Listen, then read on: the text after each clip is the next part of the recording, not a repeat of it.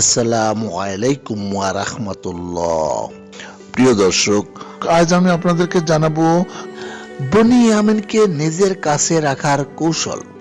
দীর্ঘকাল পরে স্নেহের কনিষ্ঠ ভাই বনি ইয়ামিনকে পেয়ে তাকে আর ছেড়ে দিতে মন চাচ্ছিল না।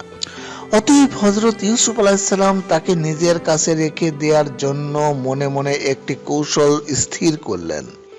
অর্থাৎ আর যখন তারা ইউসুফের নিকট উপনীত হলো, তখন তিনি আপন ভাইকে নিজের কাছে রাখলেন। নির্জনে বললেন, আমি তোমার ভাই, অতএব এরা যা করছে তাতে তুমি চিন্তিত হইও না। কর্মচারীগণ হযরত ইয়াকুব আলাইহিস সালামের পুত্রগণের বস্তা সমূহ খাদ্যশস্য ভর্তি করছিল।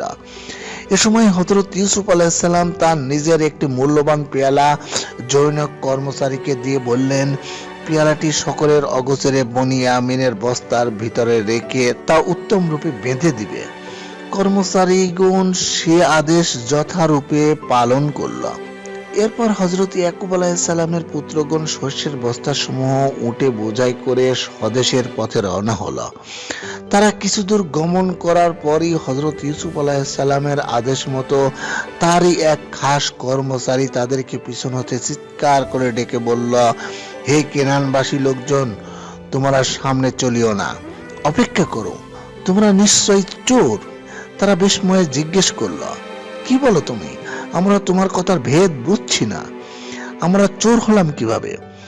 আমরা তো কোনো কিছুই চুরি করিনি, চোরও নই। কর্মচারী বলল, আমাদের কর্মকর্তার একটি মূল্যবান পেয়ালা পাওয়া যাচ্ছে না। তোমরা ছাড়া অন্য কেউ তা আত্মসাৎ করেছে বলে মনে হচ্ছে না। কেনানবাসীগণ বলল, আমরা আল্লাহর কসম দিয়ে বলছি, আমরা কোনো চোর বা দুষ্কৃতিকারী নই। আমরা সকলেই আল্লাহর এক নবীর পুত্র। আমাদের দ্বারা এই ধরনের ঘৃণিত কাজ কখনোই হয়নি এবং হওয়া সম্ভব না। কর্মচারী বলল, তোমরা যাই বলো না কেন, আমরা তোমাদের প্রত্যেকের শস্যের বস্তা তালাশ করে দেখব। যদি তোমাদের কারো বস্তার ভিতরে তা না পাওয়া যায় তবে তো ভালো কথা, কিন্তু যদি পাওয়া যায় তখন কি হবে? তারা জবাব দিল, যদি কারো বস্তার মধ্যে তা পাওয়া যায় তবে তাকে আমরা তোমাদের গোলাম বানিয়ে দিয়ে যাব। কর্মচারীগণ বলল, আচ্ছা তাই হবে। তারপরে একে একে প্রত্যেকের প্রতিটি বস্তা খুলে তন্ন তন্ন করে অনুসন্ধান করা হতে লাগলো। অবশেষে বনি ইয়ামিনের বস্তার ভিতর উক্ত পেয়ালটি পাওয়া গেল। হযরত ইয়াকুব আলাইহিস সালামের পুত্রগণ এতে একাধারে লজ্জিত, দুঃখিত এবং বিস্মিত হলো। তাদের মুখে আর কোনো কথা ফুটল না। বনি ইয়ামিনের প্রতি তারা অত্যন্ত রাগান্বিত হলো, কেননা তার জন্য আজ তাদেরকে অপমানিত হতে হলো। যাই হোক, কর্মচারীগণ অধিক উচ্চ বাচ্য না করে কেনানবাসীর প্রতিশ্রুতি অনুযায়ী বনি ইয়ামিনকে আটক করে অন্যান্য সকলকে শস্যাদি সহ চলে যাওয়ার অনুমতি দিল। হযরত ইয়াকুব আলাইহিস সালামের পুত্রগণ এবার পিতার নিকট এরূপ প্রতিশ্রুতি দিয়ে এসেছিল যে তারা নিজেরা কঠিন বিপন্ন কিংবা বন্দী না হলে যেভাবে হোক বনি ইয়ামিনকে পিতার নিকট পৌঁছে দেবে। কিন্তু এখন এই ধারণাতীত পরিস্থিতিতে তারা কি করবে ভেবে পেল না। এবার পিতার নিকট গিয়ে কি বলবে তা মাথায় আসলো না। পিতাজি এবার আর তাদের কোনো কথাই বিশ্বাস করবে না, এতে সন্দেহ নেই। কোনো পথ তালাশ করে না পেয়ে তারা অবশেষে হযরত ইউসুফ আলাইহিস সালামের নিকট উপস্থিত হয়ে বলল, জনাব, আপনি অত্যন্ত ন্যায়পরায়ণ, দয়ালু ও মহৎ ব্যক্তি। পক্ষান্তরে আমাদের পিতা আল্লাহর একজন প্রিয় নবী ও অতিশয় বৃদ্ধ ব্যক্তি। ইউসুফ নামক তার এক পুত্রকে বাঘে খেয়ে ফেলেছে। ততবধি তিনি তার শোকে অতিশয় ম্রিয়মাণ। তারপর সে ইউসুফ আলাইহিস সালামের সহোদর কনিষ্ঠ ভাই বনি ইয়ামিনের এভাবে আটক হওয়ার কথা শুনলে শোকে হয়তো তিনি প্রাণ ত্যাগ করবেন। অতএব আপনার নিকট আমাদের বিনীত নিবেদন, বনি ইয়ামিনের পরিবর্তে আপনি আমাদের মধ্য হতে যে কোনো একজনকে দাস রূপে গ্রহণ করে বনি ইয়ামিনকে দয়াপূর্বক মুক্তি প্রদান করুন।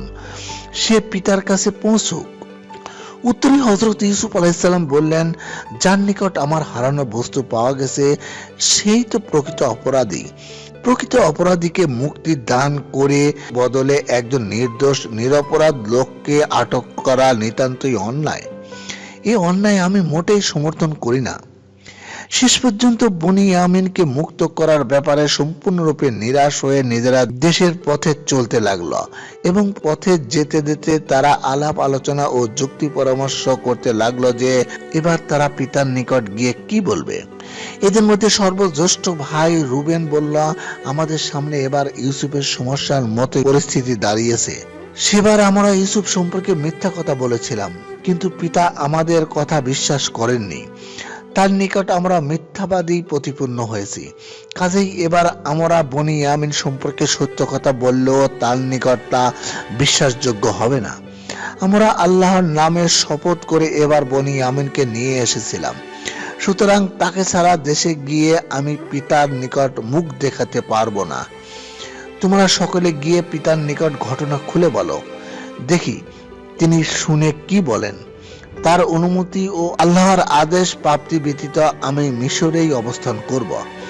রুবেন ব্যতীত আর অন্যান্য ভাইগণ দেশে পৌঁছে পিতার নিকট এবার সম্পূর্ণ সত্য কথাই বলল, কিন্তু তিনি তা বিশ্বাস না করে বললেন, তোমাদের আচরণই প্রমাণ দিচ্ছে যে তোমাদের এ কথাও সত্য নয়। তোমরা এবারও আমার নিকট মিথ্যা কথা বলছো, তবে আমার তাতে কিছুই করার নেই। আমি এ বিপদেও আল্লাহর উপর নির্ভর করে ধৈর্য অবলম্বন করছি।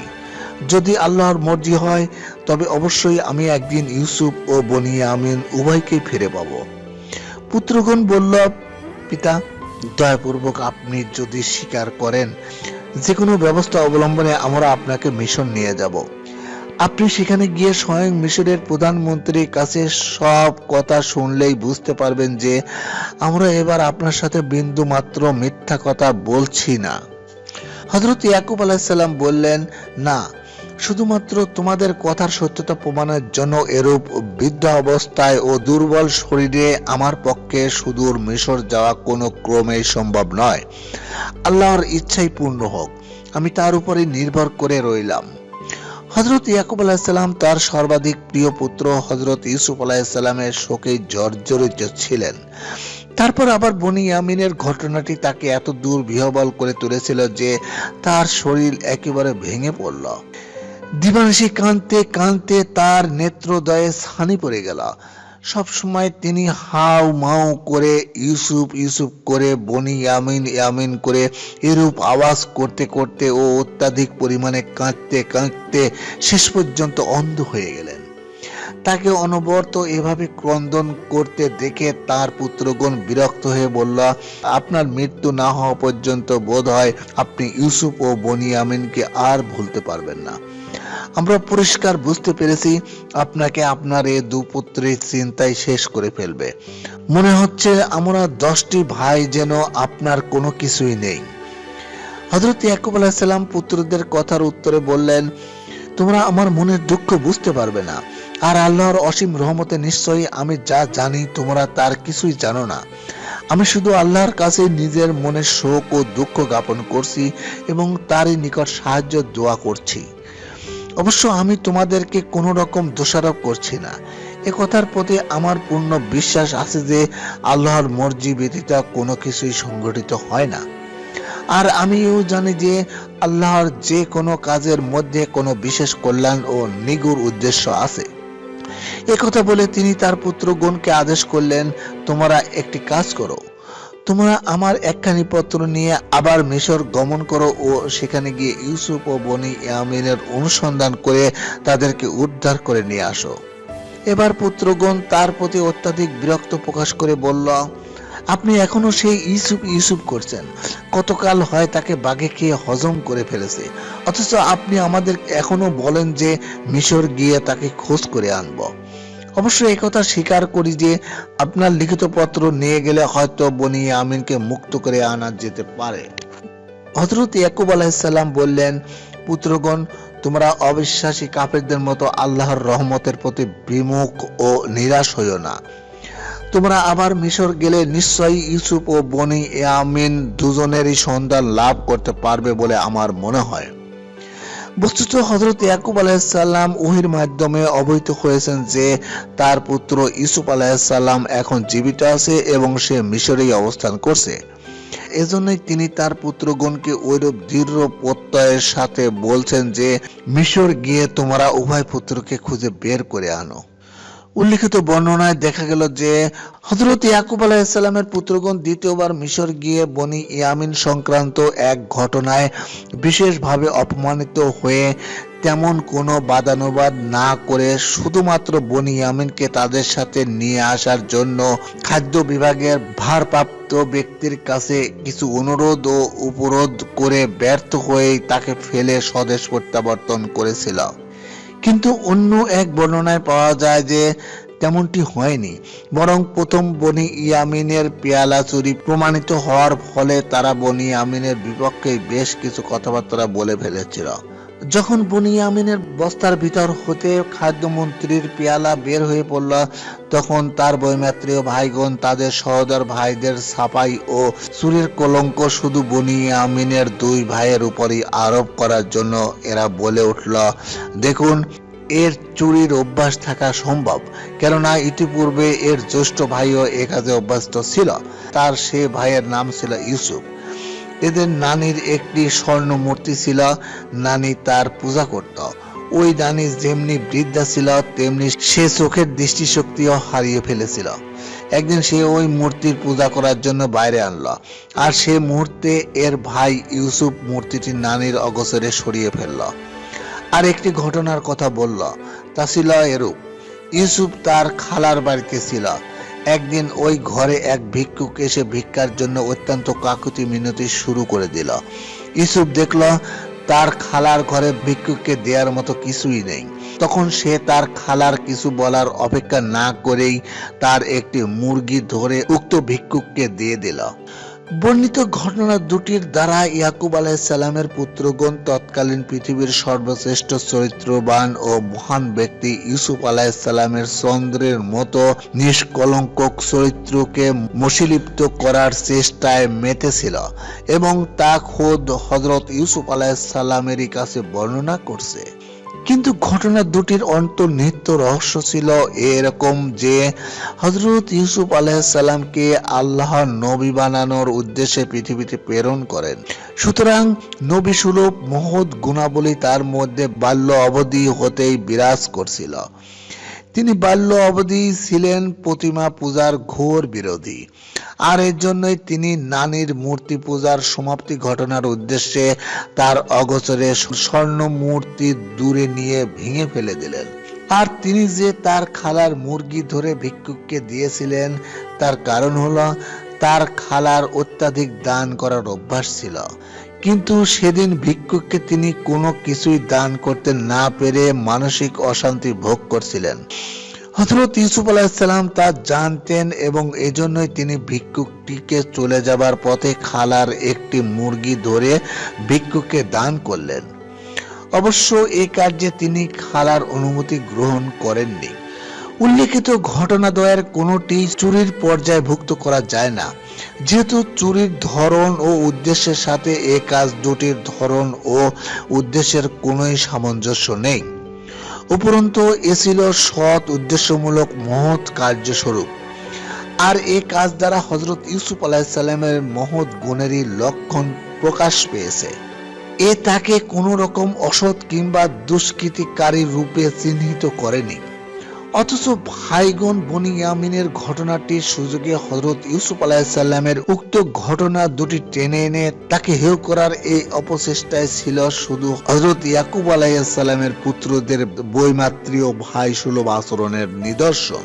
অথচ ইউসুফ আলাইহিস সালাম তাদের মুখে এই ঘটনার বর্ণনা শুনে কোন রকম অধৈর্যমূলক আচরণ বা অবস্থা প্রকাশ করলেন না। তিনি তা শুনে সম্পূর্ণরূপে নীরব এবং চুপচাপ রইলেন। এ বর্ণনার শেষ ভাগে আরো দেখা যায় যে হযরত ইয়াকুব আলাইহিস সালামের পুত্রগণ যদিও হযরত ইউসুফ আলাইহিস সালাম ও বনি ইয়ামিনের প্রতি হিংসা ও ঈর্ষাকাতর ছিল, কিন্তু যখন তারা বনি ইয়ামিনকে আজিজ মিশরের নিকট হতে বহু অনুনয় বিনয় করেও মুক্ত করতে পারেনি, তখন তারা একেতম নিজেদেরকে অপমানিত মনে করল। তদুপরি এবার তারা পিতার নিকট গিয়ে কিভাবে মুখ দেখাবে সে চিন্তায়ও পড়ল। কাজেই তারা যেভাবে হোক বাহুবলে কিংবা শক্তির জোরে হলেও বনি ইয়ামিনকে ছাড়িয়ে নিতেই হবে মনে মনে এই সিদ্ধান্ত স্থির করে কেনানি 10 ভাই নিজেদের মধ্যে সবচেয়ে সাহসী বীর ইহুদাকে মনোনীত করলেন যে তুমি আমাদের মধ্যে সবচেয়ে শক্তিশালী, অতএব তুমি এ রাজপুরীতে ত্রাসের সঞ্চার করে শেষে যেভাবে হোক বনিয়ামিনকে উদ্ধার করে নিয়ে চলো। ইহুদা সত্যই সে যুগের সেরা শক্তিশালী বীর ছিল। বিশেষত তৎকালে সে ও তার অন্য ভাইদের দৈহিক শক্তির কোনো তুলনা ছিল না। ইহুদা আবার আজিজ মিশর তথা হযরত ইউসুফ আলাইহিসসালামের নিকট গিয়ে তাকে নানাভাবে বুঝিয়ে শুনিয়ে অনুরোধ উপরোধ করে বনি ইয়ামিনকে মুক্ত করে নেওয়ার চেষ্টা চালালো, কিন্তু ইউসুফ আলাইহিসসালাম রাজি হলেন না। তখন ইহুদা অত্যন্ত ক্রোধান্বিত হয়ে বলল, যদি তাকে একান্তই ছেড়ে দেয়া না হয় তবে আমরা জোর প্রয়োগে উদ্ধার করে নিয়ে যাব, দেখি কে তাকে আটক করে রাখতে পারে। একথা বলেই সে এমন এক হুঙ্কার দিয়ে উঠল যে সে হুঙ্কারের আওয়াজে সমগ্র রাজধানী নগরীর থরথর করে কেঁপে উঠল। এতে সেখানকার লোকজন একেবারে ভীত বিহ্বল হয়ে পড়ল।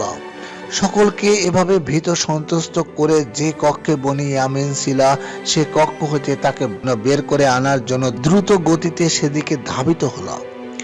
তখন তাকে বাধা দেওয়ার জন্য মিশরের রাজকীয় সেনাবাহিনীর কতক অসীম সাহসী ও অধিক শক্তিশালী সেনা তাকে বাধা প্রদান করতে অগ্রসর হলো, কিন্তু তারা তাদের সম্মিলিত শক্তির দ্বারাও একা ইহুদার সাথে কিছুই করতে পারেনি। কেউই তার উপর অস্ত্র প্রয়োগ করতে বা তাকে বন্দী করতে কোনো সুযোগই পেল না। এরকম সংকটজনক অবস্থা দেখে হযরত ইউসুফ আলাইহিসসালামের আর বুঝতে বাকি নেই যে তার বৈমাত্রীয় ভাইয়ের এই অদ্ভুত শক্তি নিশ্চয়ই তাদের পিতামহদ্বয়ের ঐতিহ্যবাহী বংশধারারই এক অলৌকিক বৈশিষ্ট্য ব্যতীত অন্য কিছুই নয়।